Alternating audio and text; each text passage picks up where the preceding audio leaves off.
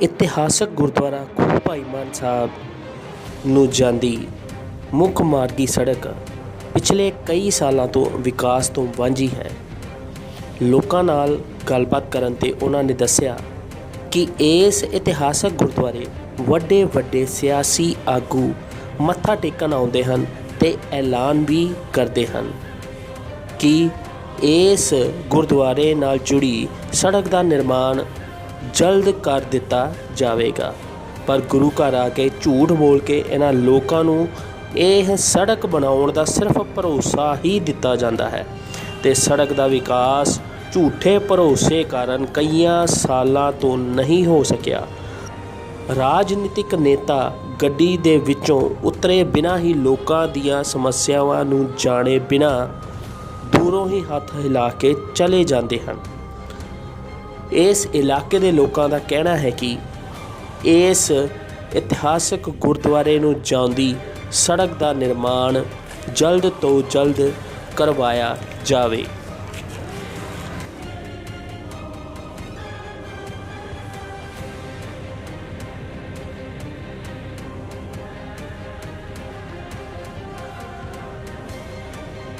ਹਾਂਜੀ ਬਾਬਾ ਜੀ, ਤੁਹਾਡਾ ਨਾਮ ਤੇ ਗੁਰਦੁਆਰਾ ਖੂਹ ਭਾਈ ਮਾਨ ਸਾਹਿਬ ਜੀ ਦੇ ਬਾਰੇ ਥੋੜ੍ਹੇ ਇਹਦੇ ਇਤਿਹਾਸ ਨਾਲ ਸੰਬੰਧਿਤ ਚਾਨਣਾ ਤੁਸੀਂ ਪਾਉਣਾ ਆ ਅਤੇ ਸਾਨੂੰ ਦੱਸੋ, ਲੋਕਾਂ ਨੂੰ ਦੱਸੋ ਕਿ ਇਸ ਗੁਰਦੁਆਰੇ ਨਾਲ ਜੁੜਿਆ ਇਤਿਹਾਸ ਕੀ ਹੈ।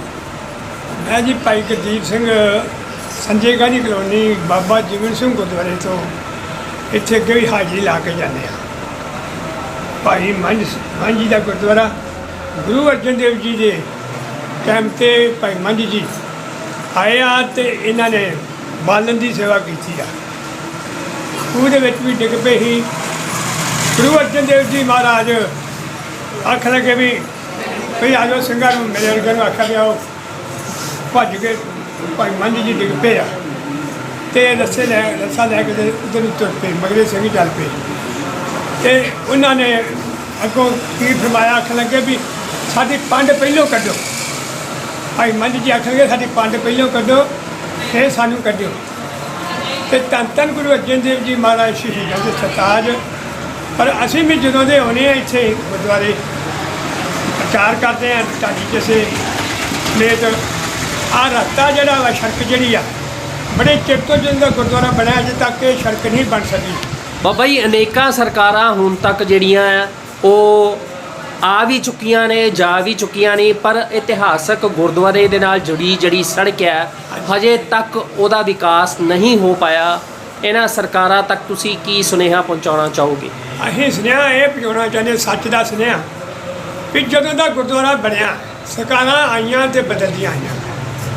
ਹੁਣ ਸਰਕਾਰਾਂ ਬਦਲੀਆਂ ਵਾ, ਅਸੀਂ ਇਹ ਚਾਹੁੰਦੇ ਹਾਂ ਵੀ ਹੁਣ ਹੀ ਸਰਕਾਰਾਂ ਸੁਣ ਲੈਣੇ ਇਹ ਗੁਰਦੁਆਰਾ ਸਾਹਿਬ ਜੀ ਅਤੇ ਆ ਲਾਗੋਂ ਆਸਿਆ ਪਾਸਾ ਕਿ ਜਦੋਂ ਚੱਲੀ ਦਾ ਕੀਰਤਨ ਦਰਬਾਰ ਨਿਕਲਦਾ ਵਾ, ਉਦੋਂ ਨੰਗੇ ਪੈਰੀਂ ਤੁਰਨਾ ਬੜਾ ਮੁਸ਼ਕਿਲ ਹੈ, ਬਹੁਤ ਜ਼ਿਆਦਾ ਮੁਸ਼ਕਿਲ ਤੁਰਨਾ ਵਾ। ਇਹ ਸੜਕ ਦਾ ਅਜੇ ਵੀ ਕੋਈ ਨਾ ਕੋਈ ਹੱਲ ਕੀਤਾ ਜਾਵੇ।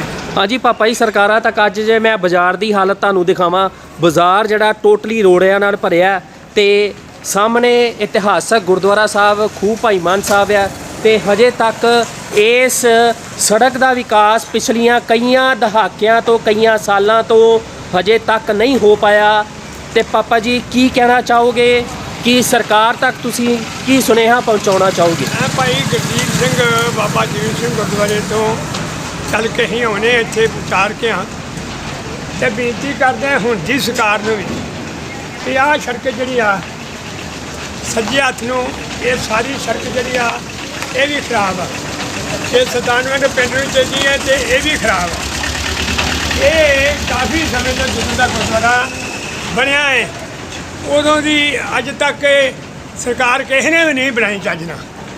ਅਤੇ ਬੇਨਤੀ ਕਰਦੇ ਹਾਂ ਹੁਣ ਵਾਲੀ ਸਰਕਾਰ ਨੂੰ, ਆਮ ਆਦਮੀ ਪਾਰਟੀ ਵੀ, ਅਤੇ ਇਹਨਾਂ ਨੂੰ ਵੀ ਬੇਨਤੀ ਕਰਦੇ ਹਾਂ ਵੀ ਇਹ ਅਸੀਂ ਕਾਫੀ ਸਮੇਂ ਤੋਂ ਤੁਰੇ ਆਉਂਦੇ ਹਾਂ, ਇੱਥੇ ਅੱਜ ਦਾ ਗੁਰਦੁਆਰੇ ਸਾਹਿਬ ਬੁਲਾ ਰਹੇ ਹਾਂ, ਪ੍ਰਚਾਰ ਕੇ ਹਾਂ, ਅਤੇ ਬੇਨਤੀ ਕਰਦੇ ਹਾਂ ਵੀ ਹੁਣ ਵਾਲੀ ਸਰਕਾਰ ਨੂੰ ਵੀ ਇਹ ਇੱਧਰ ਸੱਜੇ ਪਾਸੇ ਨੂੰ ਚੱਲ ਜੀ ਅਤੇ ਸੜਕ ਖਰਾਬ।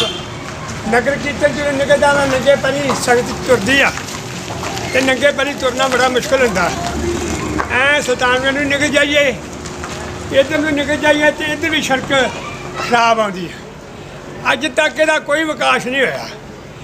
ਮੈਂ ਦੁਬਾਰਾ ਬੇਨਤੀ ਕਰਦਾ ਵਾਂ ਕਿ ਗੁਰਦੁਆਰਾ ਭਾਈ ਮੰਝ ਜੀ ਗੁਰੂ ਅਰਜਨ ਦੇਵ ਜੀ ਸ਼ਹੀਦਾਂ ਦਾ ਸਰਤਾਜ ਹੈ ਤੇ ਬੜੀ ਮਹਾਨ ਹਸਤੀ ਆ। ਸਭ ਤੋਂ ਸਿੱਖੀ ਦੀ ਨੀਂਹ ਮਜ਼ਬੂਤ ਕੀਤੀ ਗੁਰੂ ਅਰਜਨ ਦੇਵ ਜੀ ਨੇ। ਬੱਚਿਆਂ ਲੋਹਾਂ ਦੇ ਤਪ ਕੀਤੇ ਆ, ਦੇਖਦੇ ਬਾਲਿਆਂ ਦੇ ਵਿੱਚ ਬਾਲੇ ਖਾਧੇ ਆ। ਤੇ ਮੈਂ ਬੇਨਤੀ ਕਰਦਾ ਵੀ ਇਹ ਤੋਂ ਵੱਡੀ ਸਰਕਾਰ ਸ਼ਹੀਦਾਂ ਦੀ ਸਰਕਾਰ ਧੰਨ ਧੰਨ ਗੁਰੂ ਅਰਜਨ ਦੇਵ ਜੀ ਮਹਾਰਾਜ ਸ਼ਹੀਦਾਂ ਦੀ ਸਰਤਾਜ ਤੇ ਇਹ ਡਰਦੇ ਆਸੇ ਪਾਸੇ ਜਿਹੜੀਆਂ ਸੜਕਾਂ ਬਾਬਾ ਭਾਈ ਮੰਝ ਜੀ ਗੁਰਦੁਆਰੇ ਦੇ ਤੇ ਇਹਦੀ ਬੇਨਤੀ ਕਰਦੇ ਹਾਂ ਵੀ ਇਹ ਸਰਕਾਰ ਨੂੰ ਵੀ ਛੇਤੀ ਤੋਂ ਛੇਤੀ ਇਹਦਾ ਵਿਕਾਸ ਕੀਤਾ ਜਾਵੇ। ਵਾਹਿਗੁਰੂ ਜੀ ਕਾ ਖਾਲਸਾ ਵਾਹਿਗੁਰੂ ਜੀ ਕੀ ਫਤਿਹ ਜੀ। ਹਾਂਜੀ ਮੈਮ, ਤੁਹਾਡੇ ਨਜ਼ਦੀਕ ਹੀ ਗੁਰਦੁਆਰਾ ਇਤਿਹਾਸਿਕ ਗੁਰਦੁਆਰਾ ਖੂਹ ਭਾਈ ਮਾਨ ਸਾਹਿਬ ਹੈ ਤੇ ਇੱਥੋਂ ਦਾ ਬਾਜ਼ਾਰ ਅਨੇਕਾਂ ਸਰਕਾਰਾਂ ਆ ਚੁੱਕੀਆਂ ਨੇ, ਜਾ ਚੁੱਕੀਆਂ ਨੇ, ਪਰ ਹਜੇ ਤੱਕ ਨਹੀਂ ਬਣਿਆ। ਕੀ ਕਹਿਣਾ ਚਾਹੋਗੇ? ਇਹ ਇਤਿਹਾਸਿਕ ਗੁਰਦੁਆਰਾ ਖੂਹ ਭਾਈ ਮਾਨ ਸਾਹਿਬ ਜੀ ਹੈ ਤੇ ਇੱਥੇ ਬਹੁਤ ਦੂਰ ਦੂਰ ਤੋਂ ਸੰਗਤਾਂ ਆਉਣੀਆਂ ਸ਼ੁਰੂ ਹੋ ਗਈਆਂ ਹਨ ਤੇ ਆ ਵੀ ਰਹੀਆਂ ਹਨ ਕਾਫੀ ਪਿਛਲੇ ਸਾਲਾਂ ਤੋਂ। ਤੇ ਸਾਡੀ ਤੇ ਬਸ ਇਹੀ ਰਿਕੁਐਸਟ ਹੈ ਜਾਂ ਬੇਨਤੀ ਹੈ ਕਿ ਇਹ ਬਾਜ਼ਾਰ ਬਣਨਾ ਚਾਹੀਦਾ ਹੈ। ਸੜਕਾਂ ਬਹੁਤ ਟੁੱਟੀਆਂ ਹਨ, ਬਹੁਤ ਮੁਸ਼ਕਲ ਆ ਰਹੀ ਹੈ ਯਾਤਰੀਆਂ ਨੂੰ ਵੀ, ਵੈਸੇ ਵੀ ਜਿਹੜੇ ਇੱਥੇ ਲਾਗੇ ਬੰਨੇ ਰਹਿ ਰਹੇ ਨੇ ਉਹਨਾਂ ਨੂੰ ਵੀ, ਖਾਸ ਕਰਕੇ ਬਾਰਿਸ਼ਾਂ ਦੇ ਦਿਨਾਂ ਦੇ ਵਿੱਚ ਤੇ ਬਹੁਤ ਹੀ ਮੁਸ਼ਕਲ ਹੈ। ਤੇ ਸਰਕਾਰ ਨੂੰ ਚਾਹੀਦਾ ਹੈ ਕਿ ਜੇ ਹੁਣ ਉਹਨਾਂ ਦੀ ਸਰਕਾਰ ਬਣੀ ਹੈ ਨਵੀਂ ਤੇ ਉਹਨਾਂ ਨੂੰ ਚਾਹੀਦਾ ਕਿ ਸਾਡੇ ਬਾਜ਼ਾਰ ਬਣਨਾ ਚਾਹੀਦਾ, ਸੜਕਾਂ ਬਣਨਾ ਚਾਹੀਦੀਆਂ ਹਨ। ਤੇ ਇੱਥੋਂ ਲੈ ਕੇ ਬਾਹਰ ਫਲੈਟਾਂ ਤੱਕ ਬਹੁਤ ਮੁਸ਼ਕਲ ਹੈਗੀ ਹੈ, ਬੱਚਿਆਂ ਨੂੰ, ਵੱਡਿਆਂ ਨੂੰ, ਬਜ਼ੁਰਗਾਂ ਨੂੰ ਵੀ, ਸਭ ਨੂੰ ਹੀ। ਕਿਹੜੀਆਂ ਮੁਸ਼ਕਲਾਂ ਦਾ ਸਾਹਮਣਾ ਤੁਹਾਨੂੰ ਇਸ ਬਾਜ਼ਾਰ ਕਰਕੇ ਕਰਨਾ ਪੈ ਰਿਹਾ? ਇੱਥੇ ਜੇ ਕੋਈ ਆਟੋ ਰਿਕਸ਼ਾ ਨਹੀਂ ਆ ਰਿਹਾ, ਜੇ ਕਿਸੇ ਨੇ ਲੇਡੀਜ਼ ਨੇ ਆਉਣਾ ਹੋਵੇ, ਕੋਈ ਉੱਥੋਂ ਬਾਜ਼ਾਰ 'ਚੋਂ ਆਉਣਾ ਹੋਵੇ, ਇੱਥੋਂ ਤੱਕ 100 ਰੁਪਏ ਲੈਂਦੇ ਨੇ। ਇੰਨਾ ਮਹਿੰਗਾ ਵਾ, ਕੋਈ ਨਹੀਂ ਲੈ ਦੇ ਸਕਦਾ। 80 ਰੁਪਏ 100 ਰੁਪਏ ਤੋਂ ਘੱਟ ਕੋਈ ਬਾਜ਼ਾਰ 'ਚ ਆਉਂਦਾ ਨਹੀਂ ਆ। ਤੇ ਈ ਰਿਕਸ਼ਾ ਵਾਲੇ ਵੀ ਬਸ 70-80 ਰੁਪਏ ਮੰਗਦੇ ਨੇ, ਕਿਸੇ ਕੋਲ ਦਿੱਤਾ ਜਾਂਦਾ, ਕਿਸੇ ਕੋਲ ਨਹੀਂ ਦਿੱਤਾ ਜਾਂਦਾ। ਸੜਕ ਬਣੀ ਹੋਵੇ ਤੇ ਚਲੋ ਬੰਦਾ ਆਪਣੀ ਕਨਵੈਂਸ ਵਿੱਚ ਜਾਂ ਕੋਈ ਹੋਰ ਵੀ ਆਸਾਨ ਹੋ ਜਾਂਦਾ, ਈਜ਼ੀ ਹੋ ਜਾਂਦਾ ਥੋੜ੍ਹਾ ਆਉਣਾ ਜਾਣਾ ਸਭ ਨੂੰ। ਇਹ ਮੁਸ਼ਕਲਾਂ ਆ ਰਹੀਆਂ ਨੇ ਤੇ ਇਸ ਕਰਕੇ ਇਹ ਬਾਜ਼ਾਰ 'ਚ ਟੋਏ ਟਿੱਬੇ ਬਹੁਤ ਨੇ, ਜਿਹਦੇ ਨਾਲ ਐਕਸੀਡੈਂਟ ਵੀ ਹੁੰਦੇ ਨੇ, ਕਈਆਂ ਨੂੰ ਸੱਟਾਂ ਵੀ ਲੱਗਦੀਆਂ ਨੇ। ਤੇ ਬਾਰਿਸ਼ਾਂ ਦਿਨਾਂ ਦੇ ਵਿੱਚ ਟੋਏ ਨਜ਼ਰ ਨਹੀਂ ਆਉਂਦੇ, ਉਹਨਾਂ ਦੇ ਵਿੱਚ ਵੀ ਕਈ ਵਾਰ ਬੱਚਿਆਂ ਨਾਲ ਵੀ ਮੁਸ਼ਕਲ ਹੋ ਜਾਂਦੀ, ਖੱਡੇ ਖੁੱਡੇ ਨਜ਼ਰ ਨਹੀਂ ਆਉਂਦੇ। ਤੇ ਇਹ ਬਾਜ਼ਾਰ ਬਣਨਾ ਬਹੁਤ ਜ਼ਰੂਰੀ ਹੈ ਜੀ। ਕਿੰਨੇ ਸਮੇਂ ਤੋਂ ਉੱਥੇ ਰਹਿ ਰਹੇ ਹੋ? ਕੀ ਕਹਿਣਾ ਚਾਹੋਗੇ ਕਿ ਹਜੇ ਤੱਕ ਇਹ ਬਾਜ਼ਾਰ ਜਿਹੜਾ ਨਹੀਂ ਬਣਿਆ, ਉਹਦੇ ਵਾਸਤੇ ਸਰਕਾਰ ਨੂੰ ਕੀ ਮੰਗ ਕਰਨੀ ਚਾਹੋਗੇ? ਸਰ ਅਸੀਂ ਇਹੋ ਮੰਗ ਕਰਦੇ ਹਾਂ ਕਿ ਬਾਜ਼ਾਰ ਬਣੇ ਨੂੰ ਕਿੰਨੇ ਚਿਰ ਹੋ ਗਿਆ, 20-25 ਸਾਲ ਹੋ ਗਏ ਆ। ਤੇ ਬਲਾਰੀਆ ਵੀ ਰਿਹਾ 15-20 ਸਾਲ, ਉਹ MLA ਰਿਹਾ, ਕਿਸੇ ਨੇ ਕੁਛ ਨਹੀਂ ਕੀਤਾ। ਇੱਥੇ ਚਿੱਕੜ, ਮੀਂਹ ਪੈਂਦਾ, ਗਾਰਾ, ਬਹੁਤ ਮੰਦਾ ਹਾਲ ਹੋ ਜਾਂਦਾ। ਘੱਟਾ, ਮਿੱਟੀ, ਹਨੇਰੀ ਆਉਂਦੀ ਤੇ ਇੰਨੀ ਪਰੇਸ਼ਾਨੀ ਹੁੰਦੀ, ਦੁਕਾਨਾਂ ਬੰਦ ਕਰਕੇ ਅੰਦਰ ਜਾਣਾ ਪੈਂਦਾ। ਸਾਡੀ ਤੇ ਸਰਕਾਰ ਨੂੰ ਇਹੋ ਹੀ ਉਮੀਦ ਹੈ, ਇਹੋ ਗਾਰ ਕਿ ਅਸੀਂ ਸਾਡੀ ਸੜਕ ਬਣੇ। ਅਸੀਂ ਆਪ ਪਾਰਟੀ ਨੂੰ ਵੋਟਾਂ ਪਾਈਆਂ, ਡਾਕਟਰ ਨਿੱਜਰ ਨੂੰ ਵੋਟਾਂ ਪਾਈਆਂ, ਸਾਡੀ ਸੜਕ ਬਣਾ ਦੇ। ਅਸੀਂ ਤਾਂ ਇੰਨੀ ਉਮੀਦ ਰੱਖਦੇ ਹਾਂ ਬਸ। ਕਿ ਪਿਛਲੇ ਸਮਿਆਂ ਦੇ ਦੌਰਾਨ ਜੇ ਦੇਖਿਆ ਜਾਵੇ ਤੇ ਕਿਸੇ ਵੀ ਸਰਕਾਰ ਨੇ ਕਿਸੇ ਵੀ ਤਰ੍ਹਾਂ ਦੇ ਕੋਈ ਵੀ ਪ੍ਰਬੰਧ ਇਸ ਇਤਿਹਾਸਕ ਗੁਰਦੁਆਰੇ ਨੂੰ ਜਾਂਦੇ ਸਾਂਝੇ ਬਾਜ਼ਾਰ ਦੇ ਲਈ ਨਹੀਂ ਕੀਤੇ। ਕੀ ਕਹਿਣਾ ਚਾਹੋਗੇ? ਭਾਈ ਪਿਛਲੀ ਸਰਕਾਰ ਨੇ ਕੁਛ ਨਹੀਂ ਕੀਤਾ। ਪਿਛਲੀ ਸਰਕਾਰ ਨੇ ਇੱਕ ਕੋਈ ਪ੍ਰਬੰਧ ਨਹੀਂ ਕੀਤਾ, ਕੋਈ ਲੈਣ ਨਹੀਂ ਦੇਣ ਨਹੀਂ। ਆਹ ਵੇਖ ਤੁਸੀਂ ਵਿਭਾਗ ਦਾ ਤੇ ਮੈਂ ਕਹਿੰਦਾ ਇਹ ਤਾਂ ਜਾਨਵਰਾਂ ਨਾਲੋਂ ਵੀ ਇੱਥੇ ਰਹਿਣਾ ਮੁਸ਼ਕਲ ਹੋ ਗਿਆ ਹੁਣ।